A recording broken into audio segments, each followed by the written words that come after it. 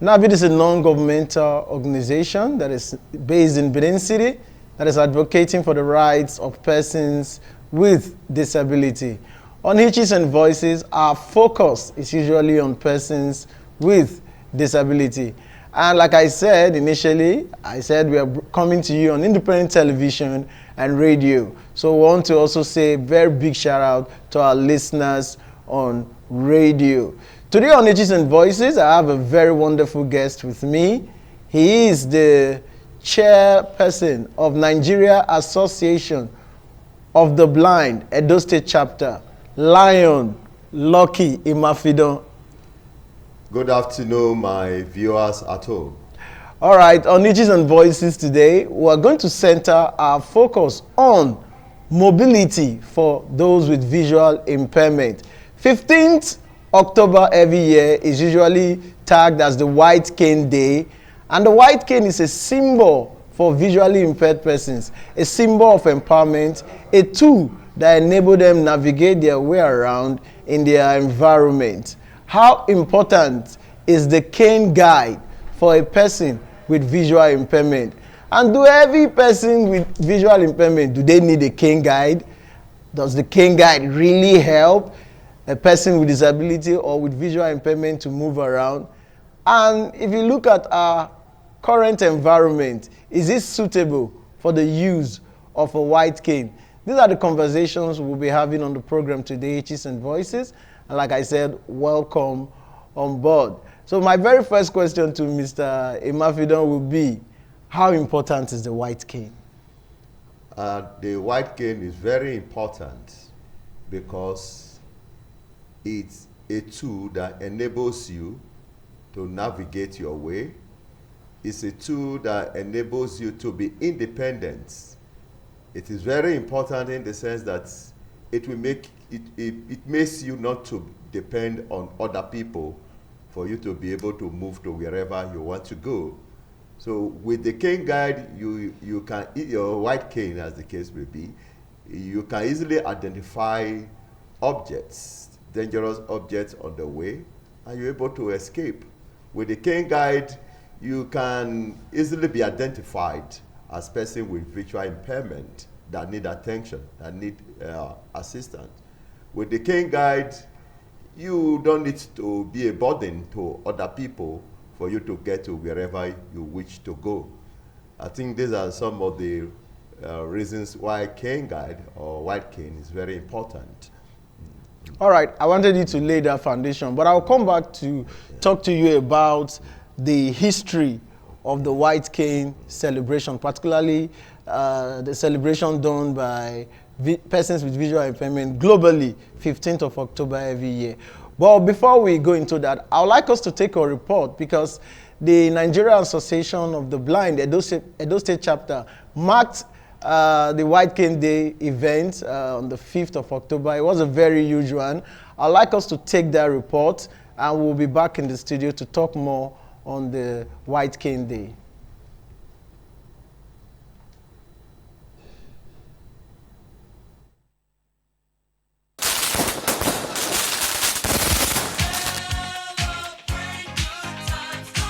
It's celebration time at the Salvation Army Benin Rehabilitation Center. The White Cane Day celebration held on the 15th of October aimed to raise awareness about the importance of the white cane as a symbol of independence for persons with visual impairment. The event brought together students, educators, medical experts, and advocates to promote inclusion and support for the visually impaired community. One of the highlights of the event was a lecture by Dr. Anwuli Ofuani Sokolo, which emphasized the importance of the white cane and accessibility for persons with visual impairment. And here is what she had to say. But we should go beyond just the white cane.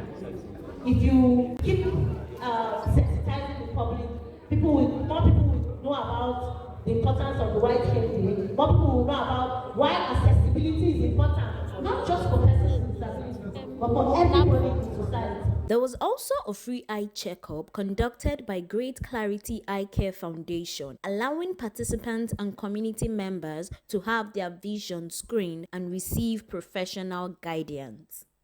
The students were not left out, as students from Iogbe College and Idia College participated in a debate on the topic "Boarding facility is important for visually impaired in Edo State." Good afternoon, distinguished ladies and gentlemen, panel of judges, accurate Tenkiba, my co-debaters, and my fellow students. My name is Chidoke Chukwu. I am a special student for visually impaired unit in Iogbe College, and I'm here to support the motion that says body facility is important to visually impaired students in Edo State. The reasons are as follows. 1. Keeping students in a body facility takes away the financial burden of transportation from the parents. For example, a visually impaired student who comes to school from home spent a lot of money before they can be able to go to school. Even in most cases, some of them come to school only 3 times in a week. But those visually impaired students who live in a body facility do not need to spend any transport fare before they can be able to come to school. All they just to do is just to wake up, get ready, and that's all. Good day, moderators, panel of judges, accurate timekeepers, my co-debaters, and my fellow students. Standing before you is Lume Eshayenje, a student from Idia College. I'm here to strongly oppose the motion we said body facility is important for visually impaired students in Edo State. Firstly, what's a body facility? A body facility in the context of education refers to a residential setting where students live or receive care, supervision, and support while pursuing their studies. The body facility can be attached to schools, universities, and other educational institutions. And here are some negative effects of body facilities for visually impaired students in Edo State. Firstly, social isolation. Visually impaired students may feel isolated. Towards the end of the event, participants were interviewed on their use of the white cane and their views on its importance. Their responses reflected a deeper understanding of mobility tools and the empowerment of persons with visual impairment. Let's hear what they have to say. Yes, I use a white cane. With this white cane now, I can move around without person assisted me. Without the guide cane, I will not move. For me, the white cane, I also call the cane mobility cane because it is used for mobility. With my white cane, I can move from my house to any place. So with my cane, I can access any place. For example, if I'm going to school, I use my mobility cane. With my mobility cane, if I'm holding it, someone that can know that yes, this is a visually impaired, and I need assistance to cross the road, they can assist me to cross. So I don't because one, when I'm dressed, holding a cane guy might be inconveniencing. Because as a lady, at times you wear your dresses and you don't want to spoil your looks. So holding a cane might be a bit not what I want at that point in time.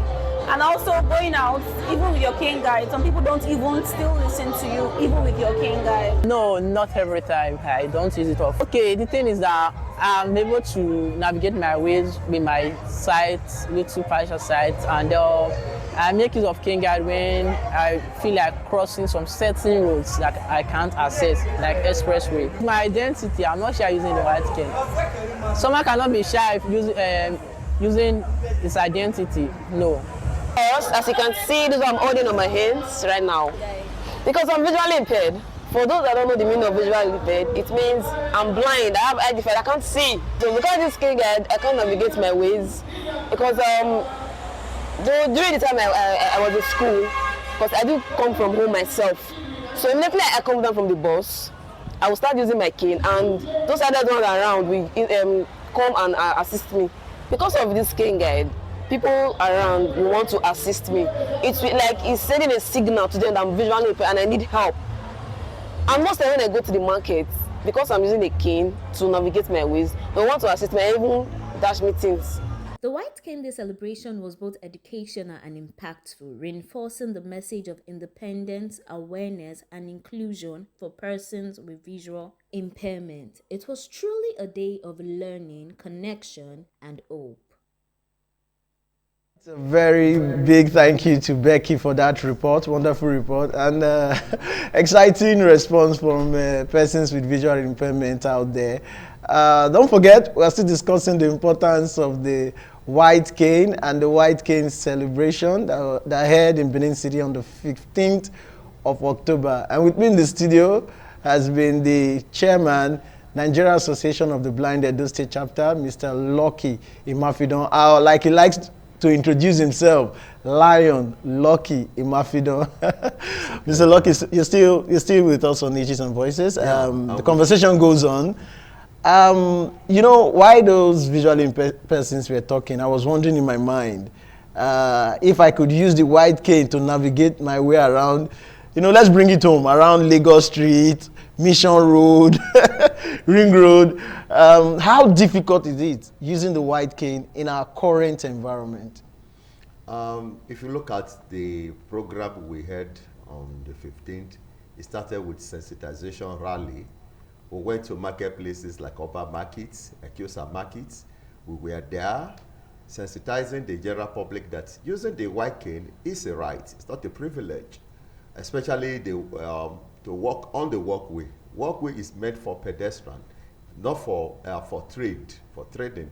So we were able to tell them that please, when you see person with cane guide or white cane, assist the person, give way for the person to navigate. So you are telling me those traders who trade on the walkway, if they see me coming with my cane guide, they should clear the road? They should clear the road. As per right? As per right, yes. If you look at the lecture the guest speaker gave, that was part of, they said cane guide is using your cane guide as mobility aid. It's a right, it's not a privilege. So you have the right to use your cane guide to navigate your way, especially on the walkway.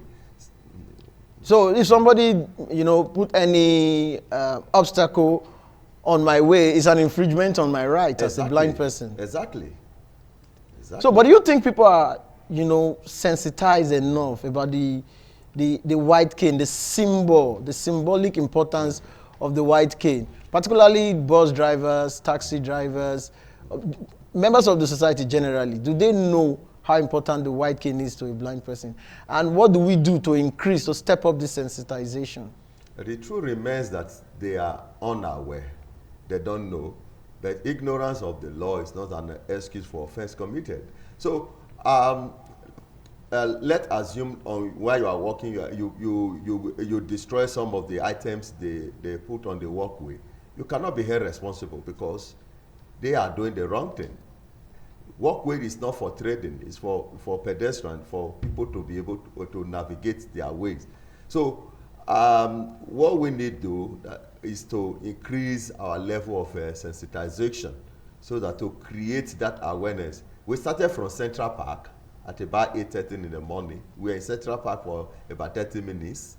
You know, we distributed flyers and we were there talking. So some persons were asking us questions and they were able to answer them. And I don't know, it's a gradual process. Like Lagos.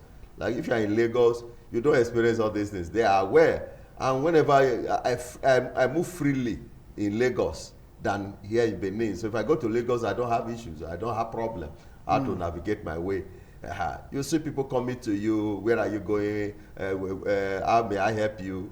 Because they're already sensitized, already aware. But here in Benin, nothing like that. Some will even be passing insult on you. Why would you stay at home? Can't you stay at home? Where are you going? Must you so it's an issue of awareness in Edo State. Yeah, we need to step up the awareness. Yeah, exactly. Unfortunately, that's what we are doing currently. By the grace of God. But you know, like I keep talking about the environment because for you to be able to use the white cane effectively, you need an environment that supports that. You talked about using the walkway, for example. The walkway we have in some places, they are terrible. You have holes in the middle of the walkway. That might be quite dangerous for someone with visual impairment who is using the walkway. Even using the slab, walking on a slab with your white cane might be a bit dangerous. So using the white cane is not just enough. You need a society that is fit for it. I don't know if you agree with me. I do. All right. It's a gradual process. By the grace of God, we will get there. So meaning we are also telling the government to support us to use our white cane. Yes. Yes, because if you don't create the environment, we can't use it. All right, we'll go on a quick break, and when we come back, the conversation about the importance of the white cane continues. And when we also come back, I would want to ask my guests why many persons with visual impairment are quite shy to use the white cane. We'll be back. Welcome back from that break. The program is still Hitches and Voices on independent television and radio. Don't forget, we are broadcasting live on television and on radio. Before we went on break, I was asking my guests, why are some persons shy to use the white cane? I was like that. I was like that some time ago. I was shy to use the white cane. But when something happened to me, nobody told me that the white cane is necessary. There was a time at Uselu Market, I asked somebody to assist me cross the road. The person took my hand. I was so having confidence that somebody is leading me. And not to me that he doesn't even know what he was doing. There was a very narrow plank across the gutter.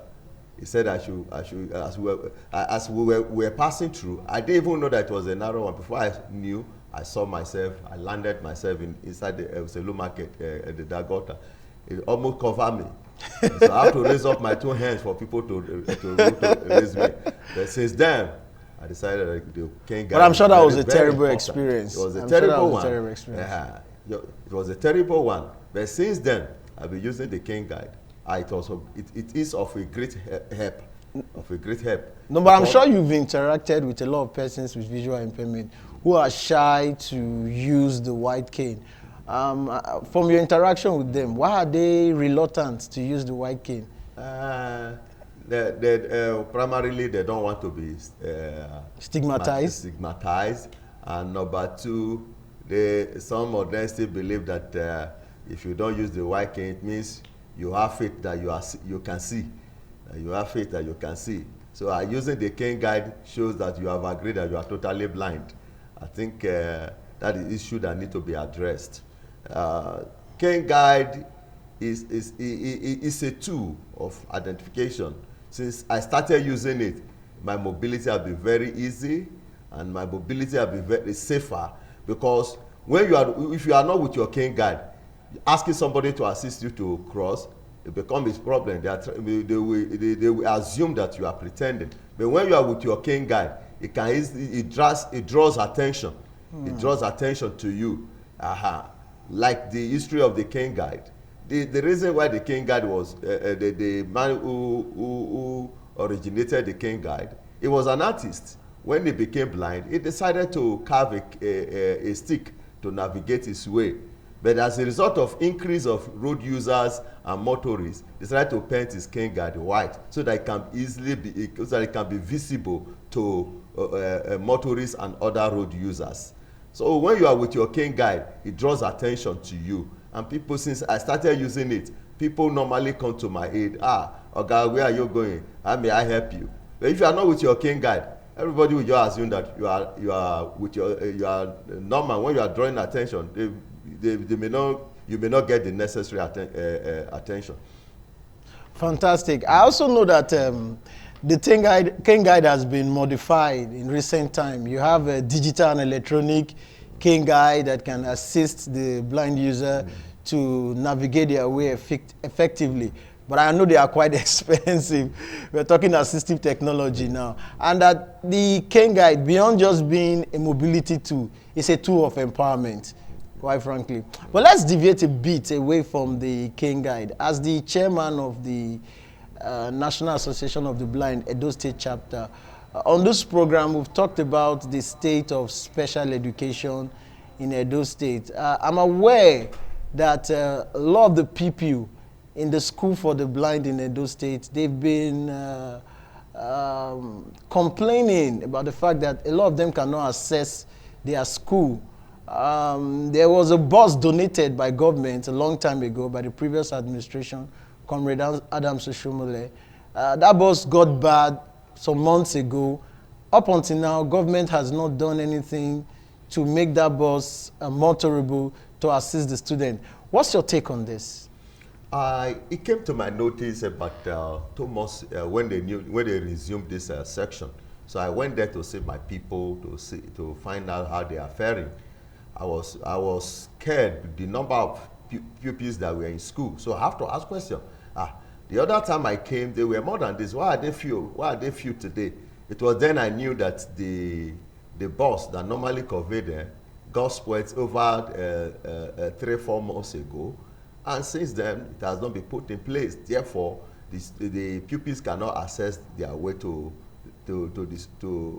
school, and only that school for the blind is the only school in the whole Edo State, the school for the blind, and I believe the solution to that is for government to make. But have you tried to reach out to government to know why the bus is not back on road? As I said earlier, it was about when they resumed, I think about 3 weeks ago. When I went all right. We'll go on a quick one now, a quick break. When we come back, we'll try and wrap up the program for today. All right, a big shout out to our friends at Salvation Army. We want to thank them for the work they've been doing for persons with disability in Nigeria and indeed in Edo State as they celebrate their Golden Jubilee this Saturday. I want to say a very big shout out to them.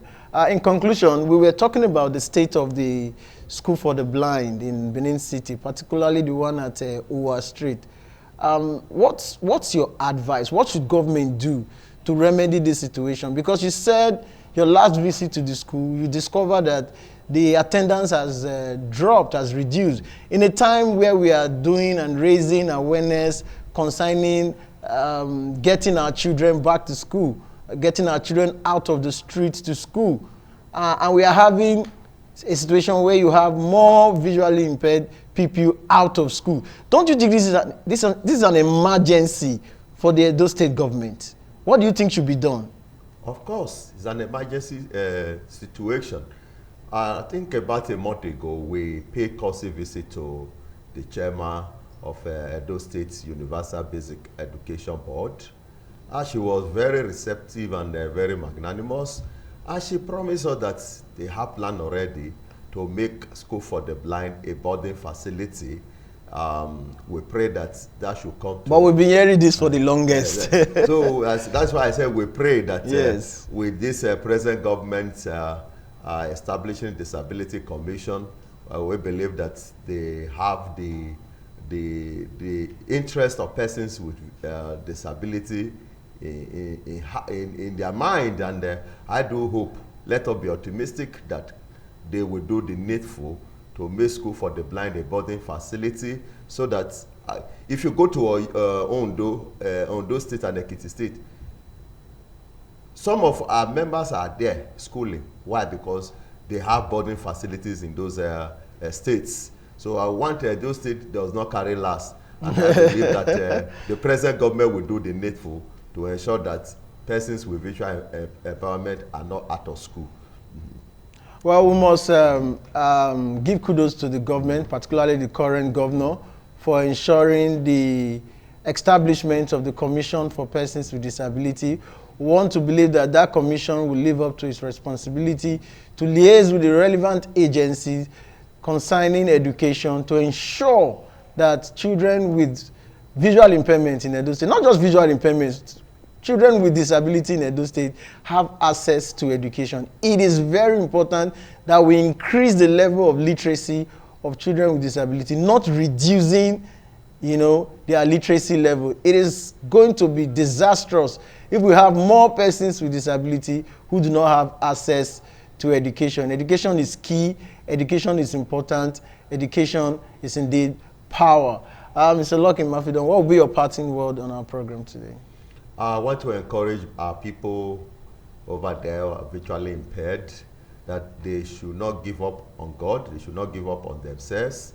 They should be determined and resolute to succeed. And if they do, the sky is their limit. I know for some blind persons, they say the white cane reduces their steez.